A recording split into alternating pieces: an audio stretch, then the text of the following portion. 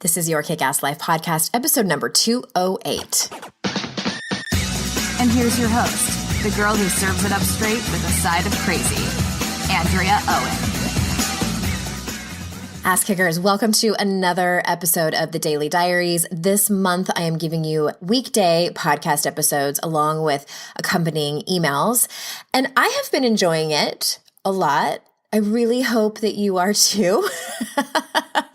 We started on episode 200, and if you're just joining us, it might be a little bit easier and make more sense if you started at episode 200. I'm telling stories from my book tour, and this week they're a little bit more random stories throughout my life that I have grabbed onto, and I'm telling you in order to teach some life lessons.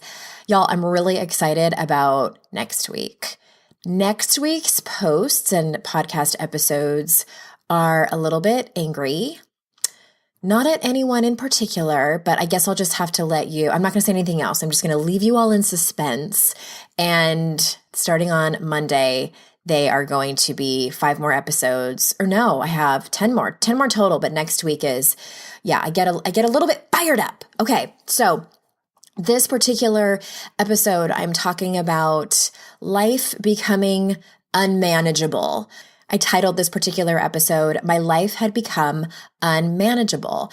And I know many of you who listen to this podcast are sober in recovery. Some of you are thinking about it.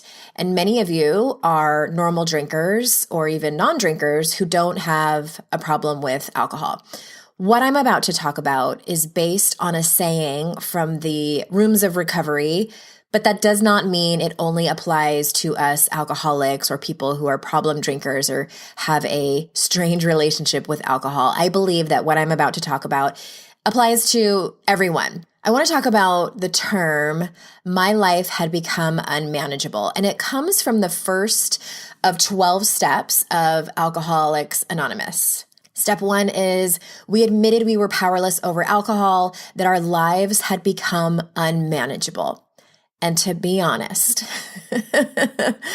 I always had a problem with the whole life had become unmanageable part. And it's the very first step. So it's kind of important that you kind of wrap your head around this and figure it out what that actually looks like in your own life for someone who is going through the 12 steps. Part of it because I didn't feel like my life had become unmanageable when I got sober. I had a great job I loved. I had a good marriage. I had 2 great kids. I had friends. My life was pretty damn good. And I had it explained to me that it was my spirituality that had become unmanageable.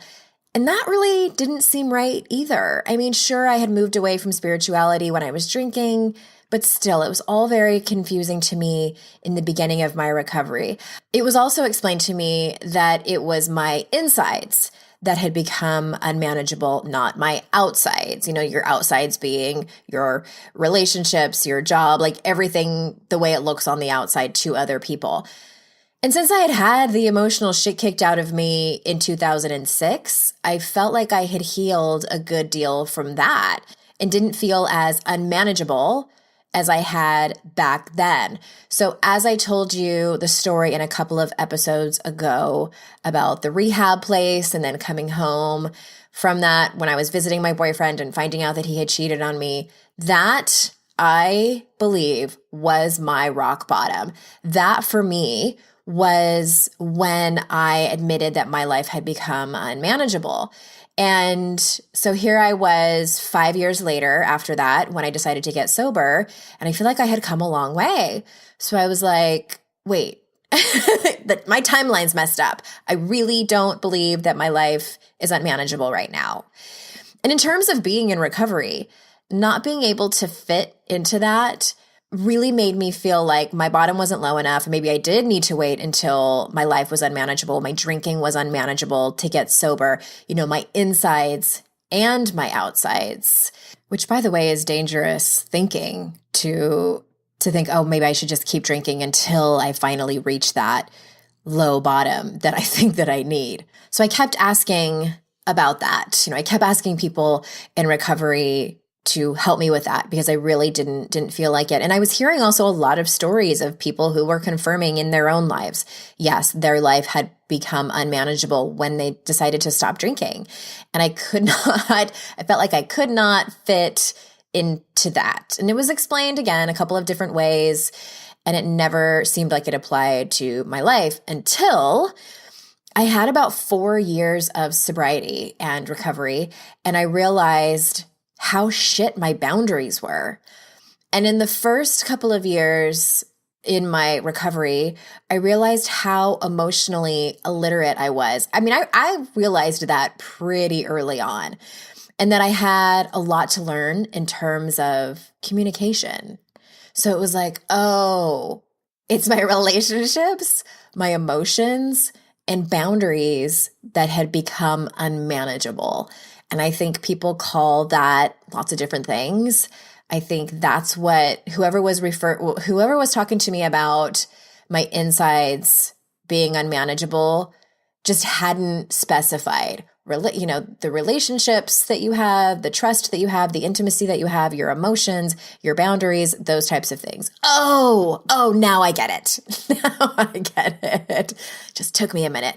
And again, you don't have to be an alcoholic or a love addict or anything addict to have all of that feel unmanageable.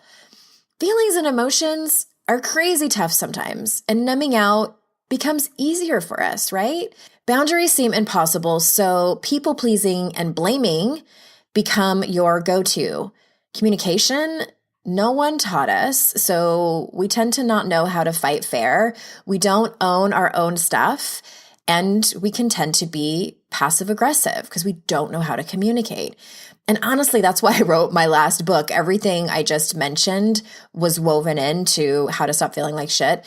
But what I want to make clear in this particular episode is that some of the hardest and best work we will do in our lives, yes, of course, is the work we do on ourselves, but also is the work we'll do with the people we love the most, the people we're in relationships with. We have emotional attachments with them and emotional transactions with them. If we don't know how to communicate in a way that makes us proud, our lives can feel unmanageable. If we don't know how to set boundaries and have hard conversations, our lives can feel unmanageable. In the second week of my book club, I know many of you listening are in that book club, and I think it was in our second week. Yeah, it was our second week, and we were talking about the people-pleasing chapter of my book. And there were a lot of questions in there, like, how do I deal with this with my sister? My sister's passive aggressive. How do I deal with my family who doesn't seem it's a problem that they micromanage me and make fun of me? How do I have this hard conversation? And it's like, and it's funny, there was this one particular woman, gosh, I forget her name. I wish that I remembered, but she was asking a question in the thread, and she said, I think I know what I need to do. I need to have a conversation with so-and-so.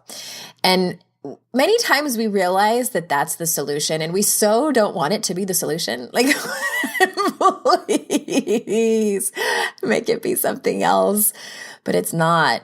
And I was doing my live video in that group, and I was telling them, like, hey, this is hard for me too. Ask my best friend how much I procrastinate on having hard conversations with my own family members and the people that I'm the closest to. Again, this is the hardest, but the best work that we will ever do. So tomorrow, all these lessons I've been talking about all week come together. I have one more story for you tomorrow too. And I've put together a worksheet that has journaling prompts just for you, just like last Friday. And lastly, tomorrow as well, Friday, registration is open for Raise Hell, a 4-month online program that is part course, part support group, part accountability group, and all around adventure that will take you from being on autopilot in your life to taking action on the life you want. This is Raise Hell's maiden voyage, so there is an introductory price. I believe when a woman sits down to decide what she wants and what she's willing to do, and then stands up to declare it, commits to it, and also asks for help, When women come together in solidarity to change their lives for the better and not put up with other people or the world's shit, that is an act of raising hell. We start soon, so stay tuned tomorrow for more information on where to find out more about that. All right? So until next time, ass kickers, I will see you out in cyberspace. Bye-bye.